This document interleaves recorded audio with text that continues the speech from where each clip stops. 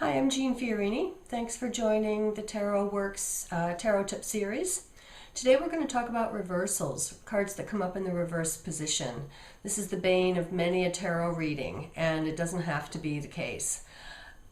People have four different options as to how you're going to deal with cards that come up in a reverse position.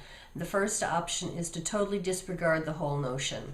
Consider that the card means what the card means, and it doesn't matter whether it comes up right, sideways, crooked, upside down, whatever. Option number two is to say that the reverse card means the opposite of what it might mean if it came up in the upright position. The third option would be to consider that a reverse card means that energy is blocked. It's not accessible. It's not available to the person right at the moment. It might mean that it's sort of floating around them in their awareness or in their consciousness, but that either they're not seeing it or they're not ready to act on it. So some sort of limiting force if the card is reversed. The fourth option is to use a combination of any of those methods to say that you, as the reader, are going to give yourself permission in any given moment to interpret a reverse card, to not interpret a reverse card, to take it as the situation arises. There are a couple of cards that are pretty interesting that when they come up in the reverse position, and I would like to talk about, give a few examples about that.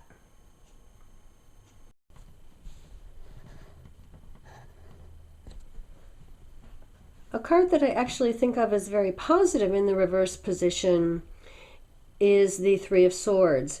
Upright, that card really shows those hilts sticking in that heart.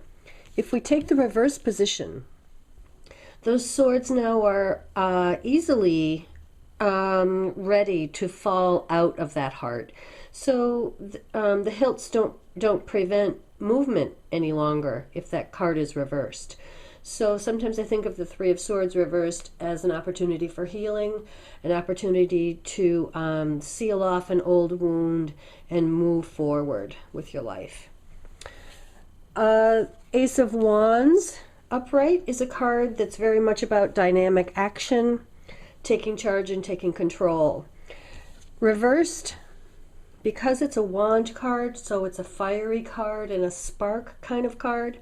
Reverse, that card feels to me like putting out a match in the dirt or butting out your cigarette in the ashtray. There's something really there about killing the spark that this card reverse feels very frustrating to me.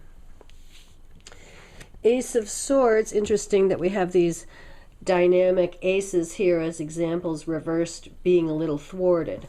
I've seen this card actually come up several times for people in the reverse position to mean that they know what's true for them, they know what they need to do, they know where they need to speak up, but they're just not ready to do it. So there's that idea of that third principle or that third option of saying that the energy is there, it's just a little blocked or not accessible. A card that by its very nature is reversed is the Hangman. So when this card comes up reversed, inverted, we see a little bit more dynamic action. We see the person dancing on one foot. And as many of you are aware, this is the same posture that the World card has, or that the figure in the World card has. So the Hangman reverse might actually feel a little bit more, I don't know if I would say positive, but a little bit more, a person has more options in the Hangman reverse card, perhaps, than they do if the card were to come up in the upright position. There are a couple of cards that feel the same whether they're upright or reversed. And we've talked about the Eight of Wands in other tarot tip examples. The wands are in line and heading toward the earth, whether that card is upright or reversed.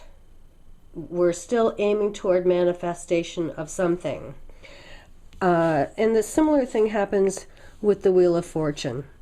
That card of fate and timing and cycles and the notion that the universe is in process.